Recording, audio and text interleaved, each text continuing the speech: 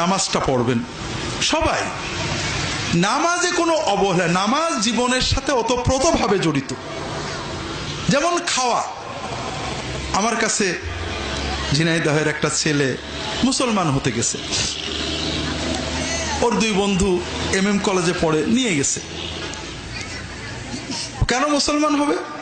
বলে স্যার আমার আব্বা মারা গেছে কয়েক মাস আগে, বেশ কিছু মাস আগে, তা আমাদের ধর্ম অনুযায়ী বাবাকে শ্মশানে নেওয়া হলো।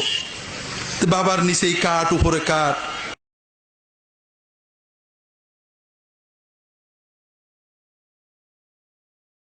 উপরে যখন কাঠ দেওয়া হলো আমার খুব কষ্ট লাগছিল, নিশ্চয়ই বাবার কষ্ট হচ্ছে যে বাবা কালকেও আদর করছি, বুকে জড়াইছি, সেই বাবার বুকের উপরে কাঠ চাপাচ্ছে, কত না কষ্ট হচ্ছে।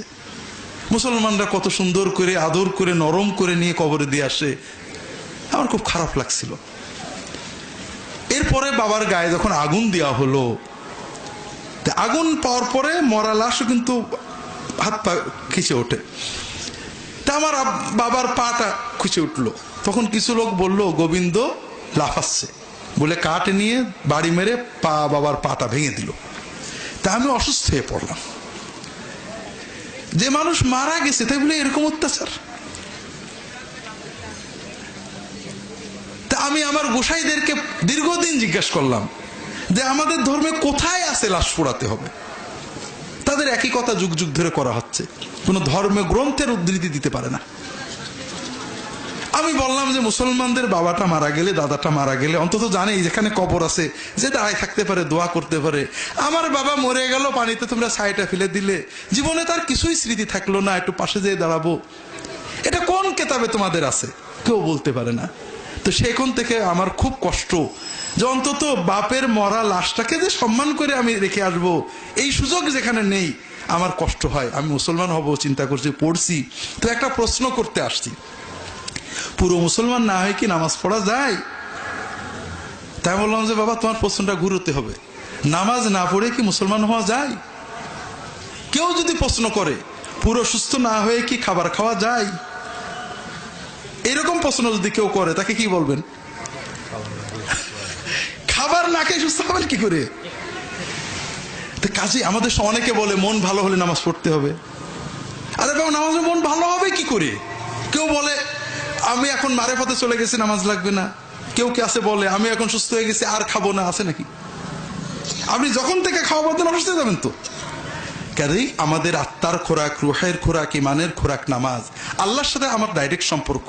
যা পারি, আমি পারি না পারি, কিচ্ছু পারি না, আমার মালিক আমাকে জানে যে আমি পারি না, আমি মালিকের সামনে দাঁড়াবো।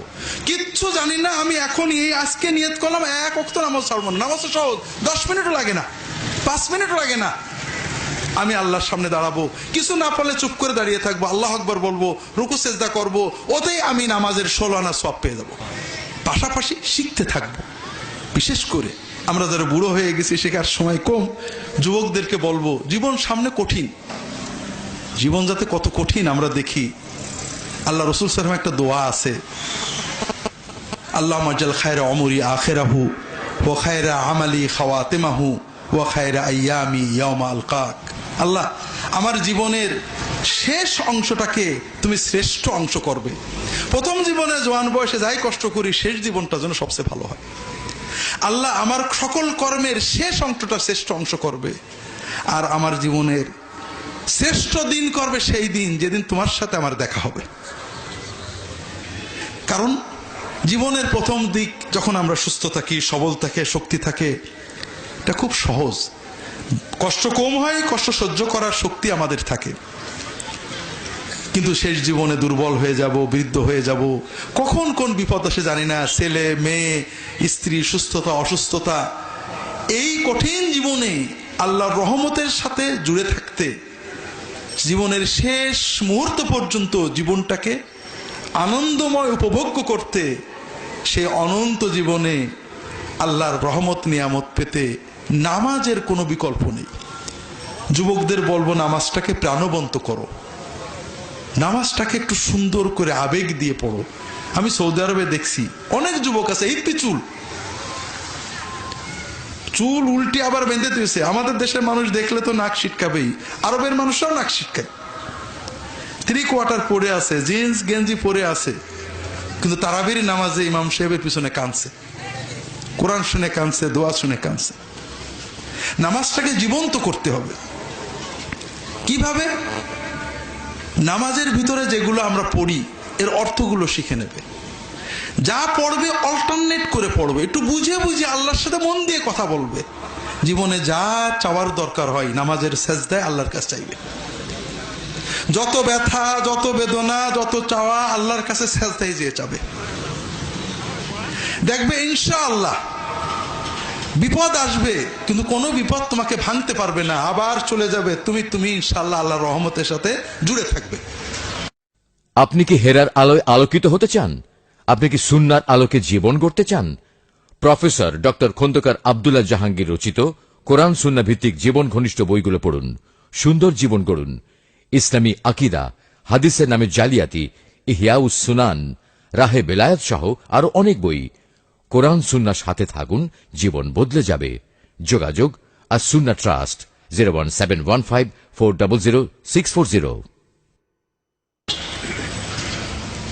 নামাজের পরে হালাল খাওয়া, অন্যান্য ইবাদত তো আছে, হালালটা খেতে হবে। মানুষের ক্ষতি করা যাবে না, সাধ্যমতো মানুষের উপকার করতে হবে। সকল মুসলমানকে মহব্বত করতে হবে। সবসময় আল্লাহর জিকির করার চেষ্টা করতে হবে, নবীজির উপর সাল্লাল্লাহু আলাইহি ওয়াসাল্লামের উপর দরুদ পড়তে হবে। এগুলো সব সহজ সহজ কাজ। নিয়মিত কোরআন এবং হাদিস পড়ে দ্বীনের জ্ঞান বাড়াতে হবে। মানুষদেরকে আল্লাহর পথে দু একটা কথা সবসময় বলতে হবে। এই কাজগুলো প্রত্যেকেই আমরা করি, এগুলো ক্রমান্বয়ে আমাদেরকে আল্লাহর কাছে এগিয়ে নিক। আল্লাহ সবাইকে তৌফিক দান করুন, আমিন।